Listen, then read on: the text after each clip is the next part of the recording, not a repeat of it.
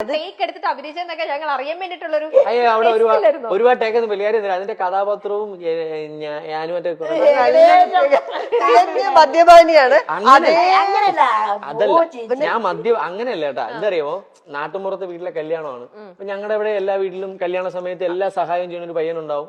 അത് നമ്മളെ പ്രായത്തിലൊക്കെ ഉള്ള ആരെങ്കിലും രണ്ടെണ്ണം അടിച്ചിട്ടൊക്കെ ഉണ്ടാവും. അതുകൊണ്ട് ഇവരെയൊക്കെ ഞങ്ങൾ കണ്ടിട്ടുള്ള ആൾക്കാരൊക്കെ തന്നെ. അതുകൊണ്ട് ക്യാരക്ടറിൽ ബാത്റൂമിനകത്തിരുന്ന് കള്ളു കുടിക്കുന്നത് അവിടെ ചെയ്തിട്ടുണ്ടോ? അത് എവിടെ ബാത്റൂമിനകത്തിരുന്ന് കള്ളു കുടിക്കുക?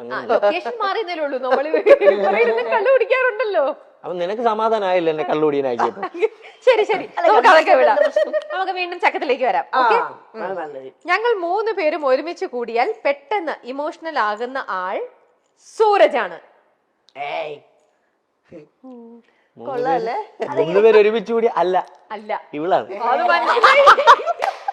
എപ്പോഴും ഇമോഷണൽ അത്യാചാരം സുചിത്രയിലേക്കാണല്ലോ. സുചിത്ര എനിക്ക് ചെറിയ വാക്കുകൾ മതി ഇവരുടെ നമ്മൾ അറിയാതെ എന്തെങ്കിലുമൊക്കെ പറഞ്ഞു. അതിലൊരു ചെറിയ വാക്കിൽ പിടിച്ച് ഞാൻ പോകും. ഇതിന് കട്ടിങ് വേറെ ഉണ്ട്. ഇപ്പൊ ഞാനും ഇപ്പൊ ഈ അതായത് ഇവനും ഇവളും കാണല് കുറവാ. അത് കാര്യം ഞാൻ കൊച്ചിക്ക് വരാറുണ്ട്, ഇവള് കൊച്ചിക്ക് വരാറില്ല. ഞാൻ ഇവനും കൊച്ചിയിൽ വെച്ച് കാണും. എന്തെങ്കിലും വർക്കോ ഷൂട്ടോ എന്തെങ്കിലും പരിപാടിക്ക് കാണാറുണ്ട്. അപ്പൊ ഞങ്ങള് ഇപ്പൊ പരസ്പരം ഇവിടെ വെച്ച് കാണുമ്പോ കാണുന്ന ദിവസം ഞങ്ങള് ചിലപ്പോ ഭയങ്കരമായിട്ട് എൻജോയ് ചെയ്ത് നടക്കുമ്പോ ഇവള് അവിടെ ഇരുന്നിട്ട് ഞാനില്ലാതല്ലേ അല്ലേ ഇവളിരിക്കും. അപ്പൊ ഞാനില്ല, ഞാൻ കൊച്ചിക്ക് വളരെ വിരളിലെണ്ണാവുന്ന പ്രാവശ്യം വന്നിട്ടുള്ളൂ, മൊത്തത്തിൽ വന്നിട്ടുള്ളൂ. അപ്പൊ ഇവരെപ്പോഴും കൊച്ചിയില. ഇവര് ഞാൻ നോക്കുമ്പോ ഇവരിങ്ങനെ കറങ്ങി കിടക്കും. അപ്പൊ ഈ സുഖിലെന്ന് പറഞ്ഞ് കൊണ്ടു നടന്നിട്ട് ഞാനില്ല അതില്. അല്ല അവിടെ അവര് നോക്കുമ്പോ ആയില്ലോ ഇത് സൂരജും അഖിലും. അപ്പൊ ഞാനിവിടെ ഞാൻ ഈ സുഖില് ബാലൻസ് ചെയ്യുന്നുണ്ട്, അത് ശ്രദ്ധിക്കും. അല്ല എന്നാൽ ഇപ്പൊ ഈ അഖില് ഏറ്റവും കൂടുതൽ എന്ത് പറഞ്ഞായിരിക്കും ഏറ്റവും കൂടുതൽ ഹേർട്ട് ചെയ്തിരിക്കുന്നത് സുചിത്രക്ക്? ഞാനോ? ഇത് ഇവനും പറഞ്ഞോണ്ട് എന്നെ മാത്രം പറയുന്നത്. അതിൽ അടുത്ത സൂരജിലേക്ക് വരുമായിരുന്നു. ആണോ? ഞാനോ? ഇവൻ പറയണത് ഇവൻ മനസ്സിലാക്കത്തില്ല, നമ്മുടെ സിറ്റുവേഷൻ മനസ്സിലാക്കത്തില്ല. ഇവൻ ഇപ്പൊ ഇത് എനിക്കാന്നുണ്ടായ കാര്യം. ഇപ്പം ഞാന് ശാലിനി ഇവൻ എല്ലാവരുടെ കോൺഫറൻസ് കോളിൽ സംസാരിക്കായിരുന്നു. എന്റെ കോൾ എങ്ങനെയോ കട്ടായി പോയി. അത് കഴിഞ്ഞിട്ട് പെട്ടെന്ന് എപ്പോഴത്തേക്ക് എന്റെ കുഞ്ഞമ്മ വിളിച്ചു, അമ്മയുടെ സിസ്റ്റർ. അപ്പോഴത്തേക്ക് ഈ കോള് കട്ടായി പോയി. അപ്പൊ ഞാൻ വിചാരിച്ചു കുഞ്ഞമ്മല്ലേ, ഒന്ന് എടുത്തിട്ട് തിരിച്ച് കണക്ട് ചെയ്യാം. വിളിച്ചു, കോൾ എടുത്തു. ഞാൻ പറഞ്ഞു ആ കുഞ്ഞമ്മ ശരി, 1-2 വാക്കുകൾ പറഞ്ഞു, ശരി. അപ്പോഴത്തേക്ക് ഇവൻ വീണ്ടും വിളിച്ചു.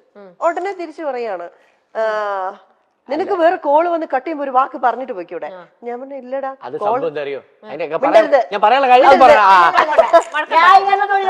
മിണ്ടരുത്. അപ്പൊ ഞാൻ പറഞ്ഞു എടാ ആ കോള് കട്ടായി പോയി.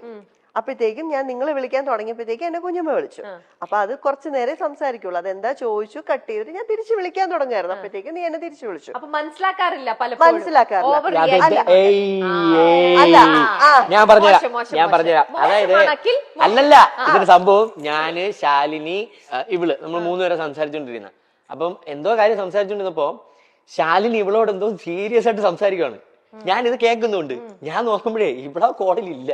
അതാണ് ഞാൻ ഇവള് ശാലിനിയോട് സംസാരിക്കുക. അപ്പൊ ഞാൻ പറഞ്ഞു, അപ്പൊ ശാലിനി ചോദിച്ചു അഖി സുജി എവിടെ എന്ന് ചോദിച്ചു. ഞാൻ പറഞ്ഞു അവളില്ല കോളില്, എപ്പോഴോ പോയി. അപ്പൊ ഞാൻ വിളിച്ചിട്ട് പോകുമ്പോ കട്ട് ചെയ്യുമ്പോ പറഞ്ഞിട്ട് പോട്ടെ, അവള് നിന്റെ അടുത്ത് എന്തൊക്കെയോ കാര്യങ്ങൾ അവിടെ ഉള്ളത് പറയുന്നത് മോശമല്ലേ? ഇത്രയും ഞാൻ ചോദിച്ചോളൂ.